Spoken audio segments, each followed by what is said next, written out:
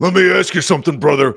What you gonna do this Sunday at Gillette Stadium when Drake Mania runs wild all over you? Or rather, what are you going to do when the Texans run wild all over the Patriots offensive line and rookie quarterback Drake Maye? I'm kidding. I'm ready for the mayhem. I am ready for the mania. I am ready to be amazed, Andy Hart, as we come to you now with some actual pep, some juice, some fire, some buzz. I'm not going to say we're all the way back, but I'm thinking that we're back. We've got something to get excited about for the first time in years in Pats Nation, and of course here on the latest Six Rings and Football Things podcast, brought to you by your friends at WEEI Odyssey and 2400 Sports. We've got a hell of a preview and prediction show lined up for you, brought to you as always, or hosted rather, by WEEI Afternoon's own Andy Hart. He's at Jumbo Hart. And of course, at the bottom of a pint glass, you'll always find, actually all over the freaking dial, nights, weekends, post-game, your old pal, Nick Fitzy Stevens. Dude, buddy, yeah. Are you ready? Because he may be running into the mouth of a lion in a den full of savages, but at the same time, it is what it is, and it is time to embrace this moment that you, me, Chris Scheim, the people we work with, the good people of Pats Nation have been waiting for ages. There is no reason for anything but positivity, energy, optimism right now. Energies. Hey, if you want to, whatever you do, if you're that excited, it is what it is. That's why we call it your energies. Yep, energies. Because I don't know what we're going to be discussing when we do the Six Rings post-game show around 4:15 on Sunday afternoon. But aren't you fascinated by the fact that it could be like, holy shit, did I just see what I saw? Or, oh boy.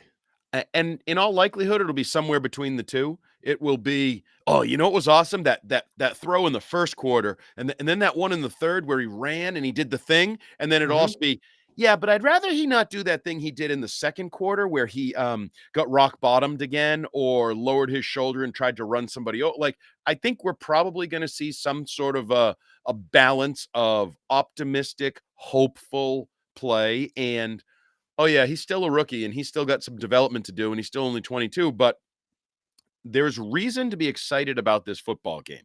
And entertainment value skyrocketed. We came off last week, which was the worst football game I've ever seen. Zero entertainment value, zero hope for either team. We have hope. We have a matchup of, I'm going to say it, we have a matchup of two of the best young quarterbacks in football. I said it. Wow. You're going to own that one? Said it. And not just here, you're going to take that one all the way to the FM dial and everything? I might, because I am a believer in Drake Maye's abilities. I am also a jackass. That is true. But you have been on this. You have, in fairness, you have been on the Drake Maye wagon.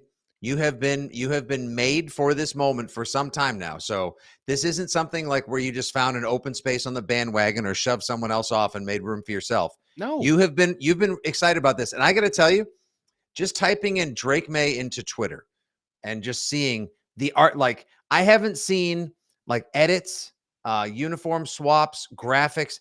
It's the first time I've seen people that used to do hype reels. They did a few for Mac Jones. They lived to do cut-ups of Edelman, of Gronk, of Brady, of Belichick. The people like it's almost like there's been an awakening, like the force has awoken once again. Like there is going to be like sizzle at the stadium. All the seats will be filled on Sunday. And then when you type it, but anyway, you type in Drake Maye into Twitter, and I saw this one. I saw this little video. Someone posted with the caption, but I don't want Drake Maye to be behind that offensive line. And that's when Drake Maye says. And here's Maye keeping it to his left. Got a block from Copenhagen inside the 10 and hurdles to the 5. We're actually going to see, like, he may done get wrecked. He's probably not going to be feeling too terrific on Monday morning, especially after facing one of the top 5 defenses that comes in at a crazy quarterback pressure rate. They'll be blitzing his lips off Sunday. Will Anderson, amazing young pass rusher. Danielle Hunter, the most quarterback pressures in the NFL through 5 weeks. It's going to be rough. But if Jacoby Brissett sat back there as the statue that he is, / probably will continue to be, and God bless the man for the slings and arrows he took for Pats Nation this season, this game would be such a slog. It would be such a lopsided affair. It would be boring. There, like I don't care who made the decision, Andy. I don't care. I understand why, like rightfully so, the organization can be criticized for the way they handled it.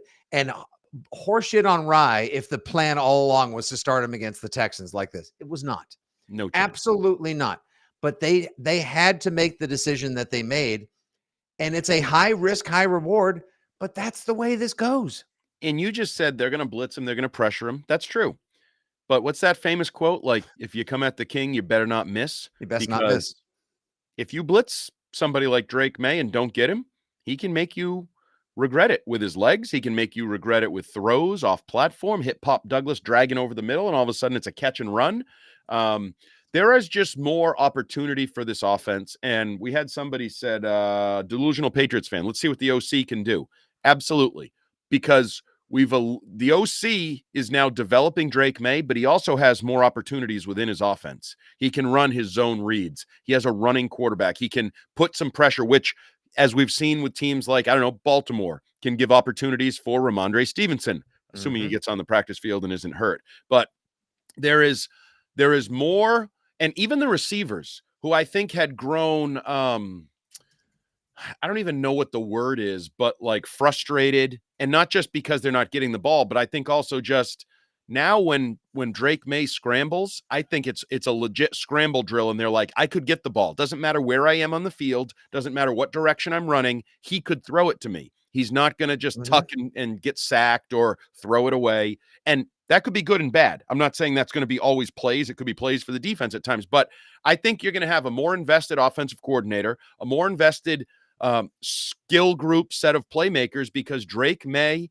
every play, no matter where you are in the field, you could be offensive lineman. If you're on the backside and you're like, oh, the pocket was rolling right. No, he's the kind of guy that could roll back the other way. You never know if it's coming back to you. Right. I think you're going to have 11 people, and this is not a shot at Jacoby Brissett. I love him. I respect him. Appreciate the interviews he did on our afternoon show on Mondays, everything. But the reality is, you've entered sort of that 2024 world of quarterback play that is opportunity, that is athleticism. Hell, yesterday, Gerard Mayo was asked about Drake Maye. What are the first two things he said? Arm strength and athleticism.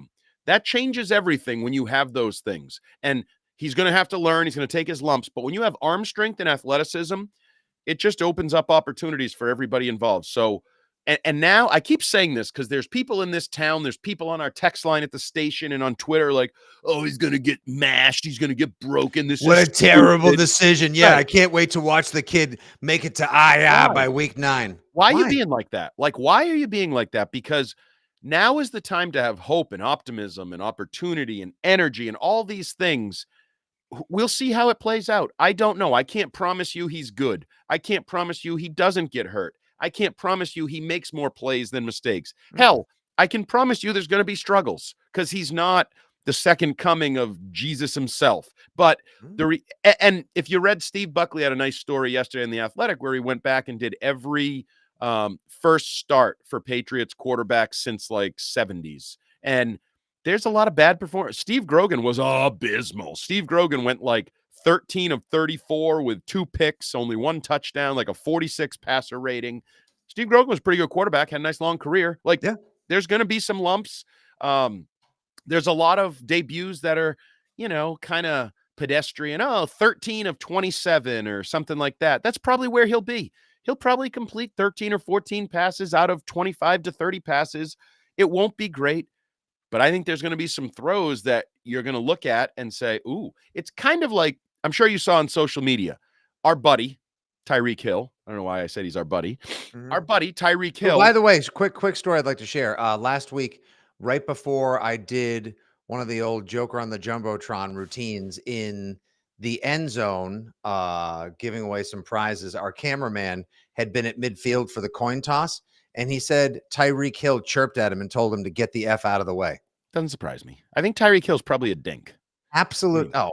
You don't hit like charter fisherman people and like the things he's done, and forget about the major things he's done. But I think he's a dink. But he's also a talented wide receiver. And he put on social media this week that, this guy's next for Christian Gonzalez. You have a top 3 corner. And that injects life into the defense. I'm expecting similar things in the coming weeks, ups and downs, but I am expecting life to be injected into the offense. And I really think that's all we can ask for right now. I'm not looking to necessarily win a lot of games. In fact, I'd actually inject life in the offense while still losing games so you can get something else atop the draft this year. But you've changed the feeling around the Patriots. And I'm a homer. I'm a maniac. I'm a whatever you want to call it for Drake Maye.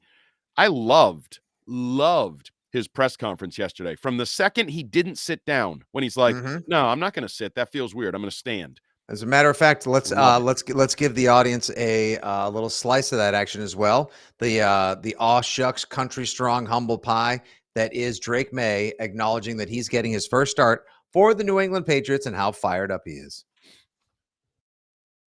Prepare and try to stay ready every week. I think that's the thing about this league. You never know when your number's going to get called, so try to stay ready. And I think, like I said earlier, Jacoby, I think he did all he could. I think he, battled his butt off and was a great leader. So I think kind of the biggest thing is, it's a winning league. We're sitting here at 1-4, and I think these guys around here want to win.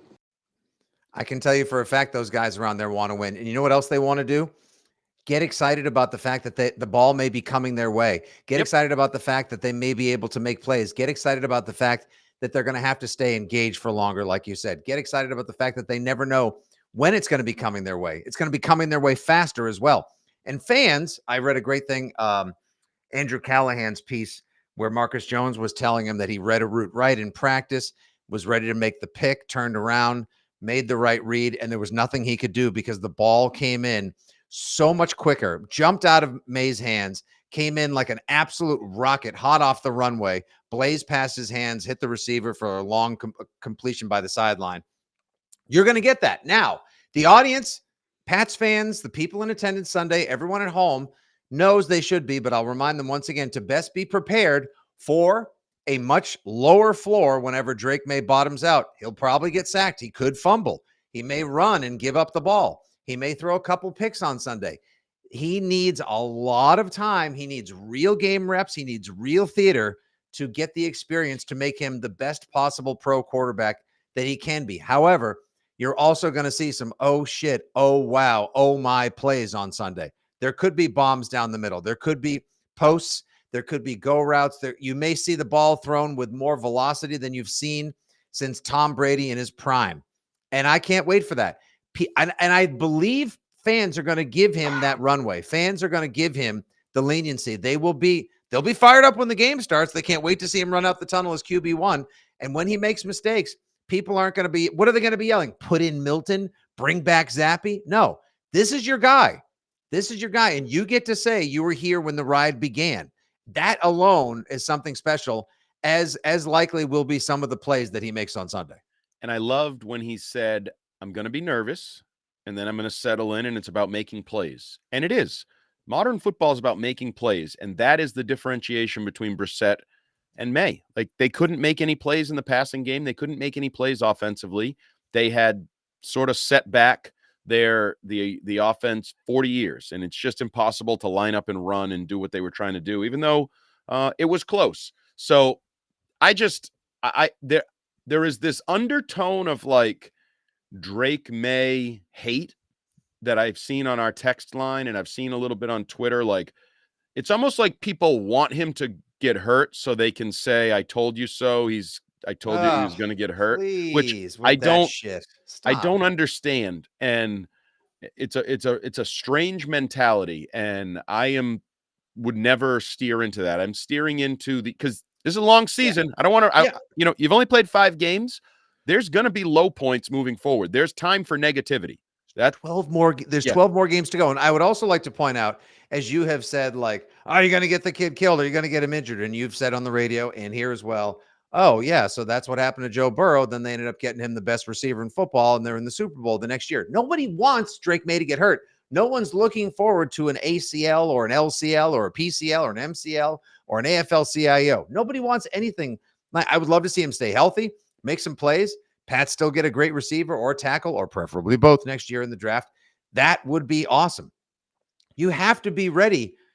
I think people know that it's not going to be like that. It's not just going to be all, fireworks and whiz bang right out the gate. But I do want to point out to the several people now as we record this live on the WEEI and Fitzy GFY socials, I would like to point out to people that this whole thing, like Dan Orlovsky, I'm not going to play the audio. I'm sure we'll share it tonight on the radio. You've probably played it ad nauseum. Worst decision ever. This offensive line is unbearable. You can't put anyone back there. The Patriots finished week 5 as the 20th ranked offensive line. Now, that's not great, but it's also not the worst. Mm-hmm. They've improved a little bit. And get ready for this crowd. They're actually going to probably go to battle again this week with the same offensive line they had last week. For the first time all season, maybe for the first time in ages, there will be offensive line continuity, which is great, which means that they're now reading each other, learning each other's ticks, figuring out how they move. And they're going to have a quarterback that is not just going to eat the ball all the time and he'll get sacked, but he's not going to get sacked the same way Brissett does. So there are all sorts of new dynamics at play, Andy. And if we're looking at the matchup, the Patriots have been in 2 losses that a play here, a play there, they could have won the game. They could have beat the Dolphins. They could have beat the Seahawks at home. They didn't. They couldn't get the plays they needed. That's not just on the quarterback and Jacoby Brissett. They didn't get the plays they needed on defense either to win those games. And the Texans are a 4-1 team. The Texans have 4 wins by a total of 15 points. The Texans have won close games. The Texans have a minus point differential on the season. So the Texans... Oh, because they got smoked by Minnesota in that correct. Game. Yeah. And every other game was a 2, 3, or 4 point win. So don't tell me the Texans are unbeatable or this great team. They're a good team. Guess where their number 1 receiver is? He's on IR. They lost their best weapon in the passing game. That helps the Patriots. Their defense, yes, they're going to come after you. They have a good pass rush. I think they got like 5 guys with more than 1 sack on the season, 15 sacks total. They're going to come after you. I'm not telling you this is, a winnable game necessarily the way we circled some on the calendar or even last week's. They should have played Drake Maye last week. That's the reality. But this game is also not against, the 07 Patriots in week 5 that are just going to roll right through you and put up 38 in the first half. And the belief factor that I think Drake Maye is going to bring, the optimism, the youthful energy, you marry that up with CJ Stroud trying to find his way. Oh, by the way, CJ Stroud, who said Drake Maye was the most pro-ready quarterback. Thank you. Up to the Thank draft. you. That's right. Not that he's an expert. I mean, I don't really know if that was his honest But if I've ever wanted CJ Stroud to be right, this is the time. Right. And so there's reason beyond just Drake Maye to say this doesn't have to be a beatdown. This might be competitive. And I don't they get a lot of penalties. Texans are a heavily penalized team, which I don't love because that means I feel like we're going to have more than our 12 like last week. I feel like we could be in another 20 penalty type game, which I don't really want to see. That ruins the entertainment value. But I just think you can expect competitive action. Now, if the line stinks, Verdarian Lowe, he's not as good as PFF tells you he is, that he was like this great offensive lineman, blah, blah, blah. He was the top-rated tackle in week 5. Settle down. Stupid. I hate PFF. Anyway. I know you're the biggest you're a P1 subscriber. I know. And Nick Leverett is a concern in the middle of the offensive line. I'm not going to tell you that's not a concern. And it's a concern that Kyle Duggar is hurt and Jabril Peppers is wherever Jabril Peppers is and doing his thing. Not on the field. Not on the field, not on the team, not in the stadium. So we know that quarterbacks can change everything. And we know this. Quarterbacks have to be able to play behind suspect offensive lines because every quarterback I've ever seen, ever, has to play behind a bad offensive line at some point in his career. And I mean at every level. Sure. I was talking to Arcand about it yesterday. His guy, Shadur Sanders. The whole story the last 2 years at Colorado has been how crappy the offensive line is. They have a good quarterback, a great receiver, and a crappy offensive line. So the reality of playing modern quarterback is you get all the credit, all the blame, and your ass better be able to play behind a bad offensive line because it's coming. But at least you're going to see for the first time, I think since this entire new generation of Pats fans was born, an athletic modern quarterback. Mac Jones wasn't that guy. Tom Brady wasn't that guy. Cam Newton in the later stages wasn't that guy. Jacoby Brissett wasn't that guy. Bailey Zappi wasn't that guy. None of the quarterbacks in the 21st century have been that guy. Now you got that guy. Now you've got someone like that highlight everyone loved from North Carolina when he's rolling to his left. switches hands and shot put it 10 yards into the end zone to a wide open guy. I wouldn't do that. I wouldn't do that on Sunday. I wouldn't do that against most NFL defenses, but at least he's got that improvisational ability.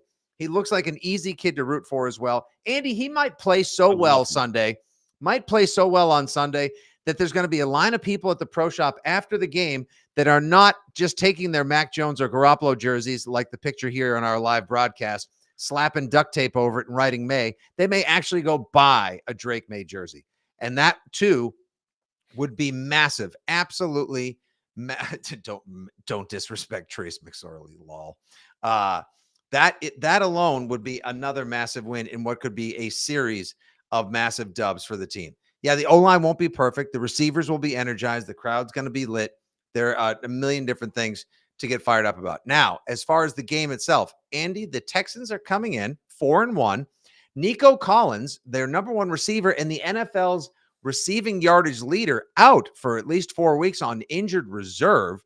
That means Steph Diggs elevates to WR1. We could see an epic battle between Diggs and Gonzo on Sunday, especially with the safety concerns the Patriots have.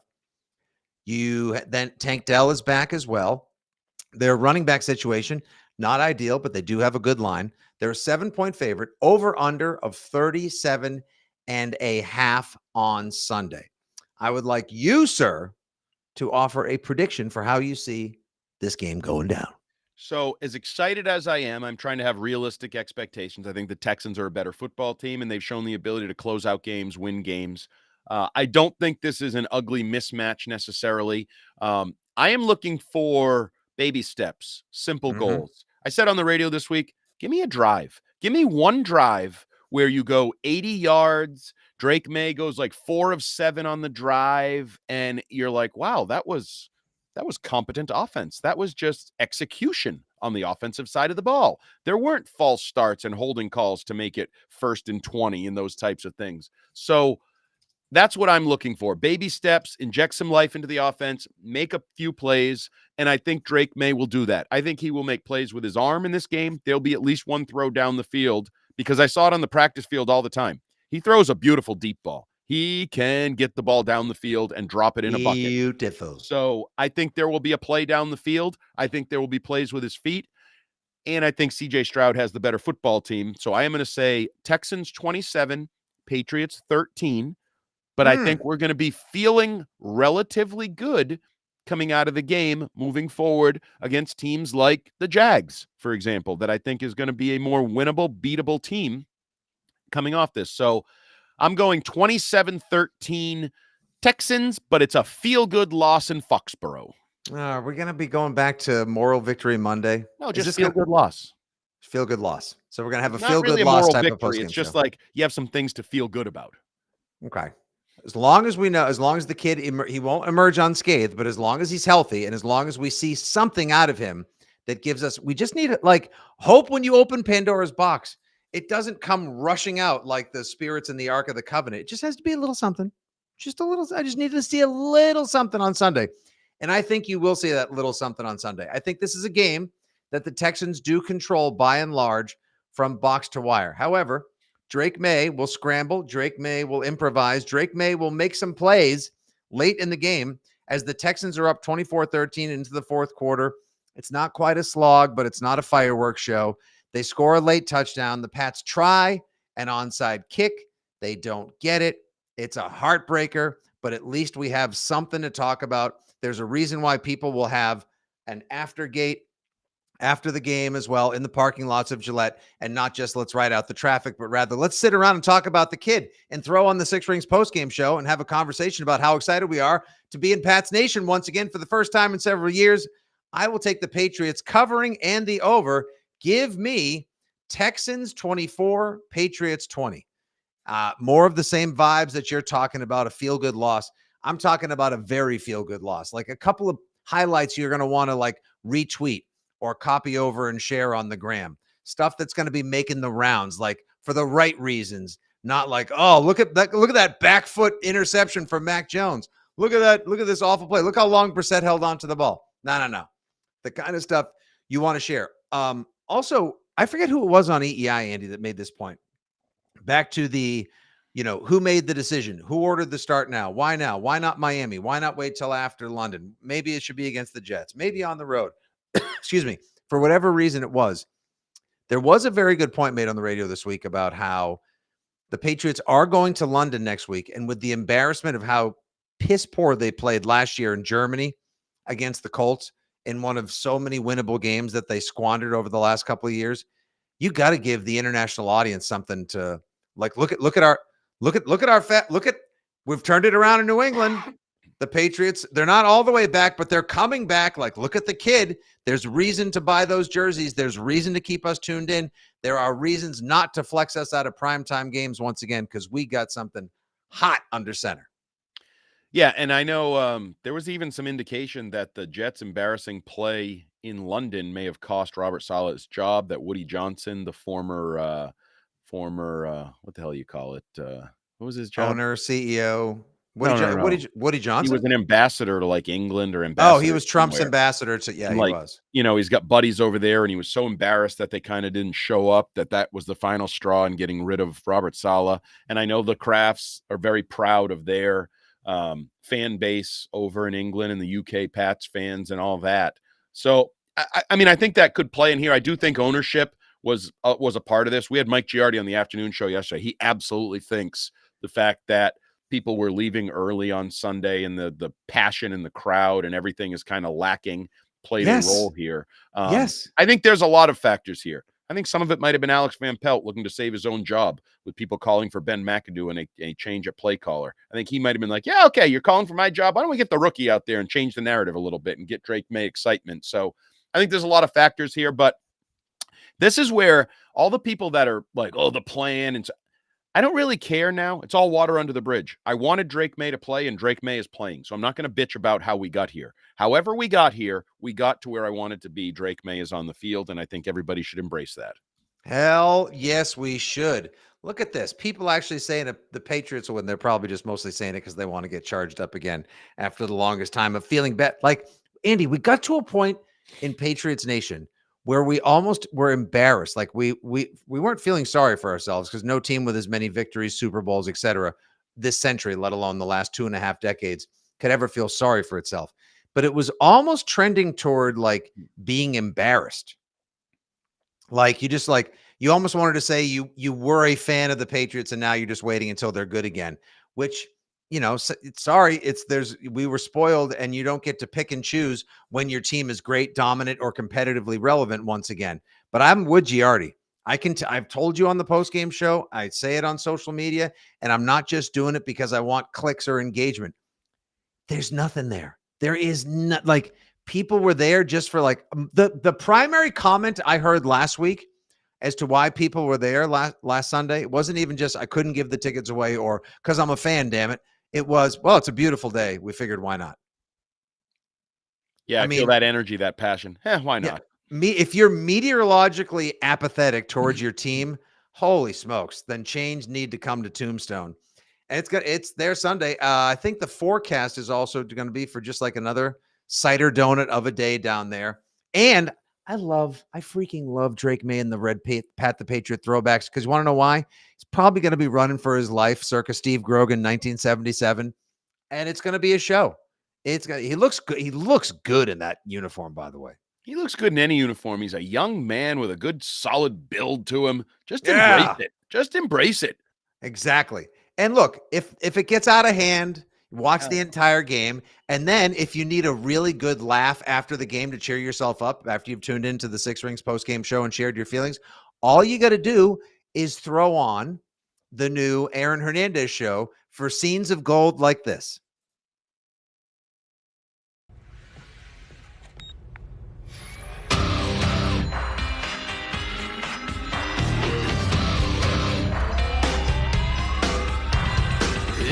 Song for the broken hearted, a silent prayer for brave departed. It's my life now or never. I ain't gonna live forever. I just wanna live when I'm alive. It's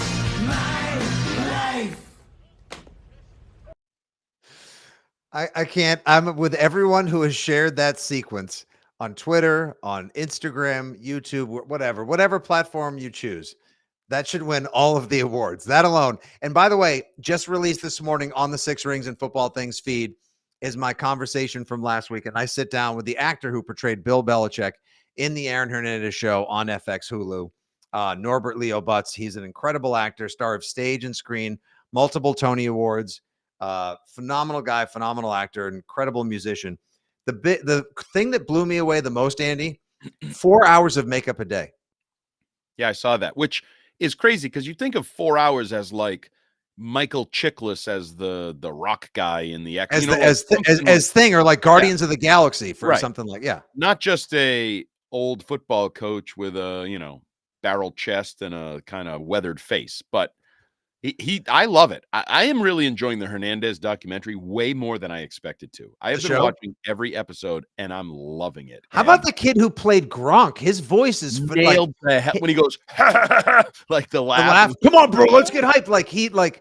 I thought he had, people were trolling him on Twitter yesterday. I was like, you guys don't understand how difficult it is when it's very easy. Like, if you don't know somebody to then learn to do an impression of them or an impersonation or like be influenced by them, it's a lot easier. But when somebody has such a larger than life personality, we're not talking about a superhero cackle or being the Joker, but when you've got to do subtle nuances, and this guy, Norbert Butz, was not a football fan really, but like had access to all these people that knew Belichick and then just basically did a family deep dive. It's a great chat. The podcast is fascinating. How his process of going back and basically studying Bill's dad and studying Bill the person, not Bill the coach, to try to just become so cocky and become so smart and become kind of sympathetic. Like, it's great. It's the show, absurd, delightful. In a great way. I love it. I can't stop watching it either because it's like the Hernandez running and catching touchdowns. He was a transformative athletic figure. When you watch the show, you're like, that's not fast. Oh, okay. It doesn't matter. Well, they can't get NFL players out there, so they got to make the best of what they have in terms of actors. But I know it's such a guilty pleasure. Thank you. It's such a guilty pleasure. It's really so R-rated. It is a hard R. Oh yeah. There's a lot going on. There's a lot going on there. Yeah, he really did. Bill Belichick is an impossible. Remember when they kept talking about who's it going to be? Is it going to be Bryan Cranston? Yep. Is it going to be Michael Chiklis, this actor? I never thought it would be this guy. Like a star of Broadway who's been in all these huge musicals and won multiple Tony Awards. And then just hearing everyone give it a listen. It's really kind of fun. It's kind of like the Six Rings version of Inside the Actor's Studio. And he just takes you through the process. It's a great chat. I had a great time doing it as well. Anyway, that'll do for this. This has been fun. Thank you for this massive live audience that has joined us as well. That alone should tell you how excited people are once again to talk and share the joy of NFL and, of course, Patriots. Please tell your friends to jump in. We're going to be here with you with multiple podcasts before games, after games, anything extra we can bring you. And please do stay tuned to the radio shows as well. Andy's on the afternoon show. You can follow him at Jumbo Hart.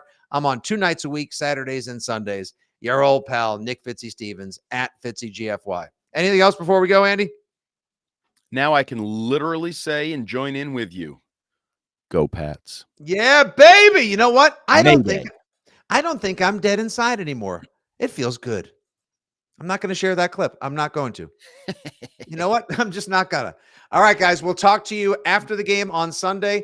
We'll be there with you from after the game until 7:30 on WEEI. Have a great rest of your week. Thanks for watching it live. Hope you enjoyed the podcast as well. This has been the latest Six Rings and Football Things brought to you by WEEI, Odyssey, and 2400 Sports. For Hart, this is Fitzy and everyone else involved. Good day. God bless. Let the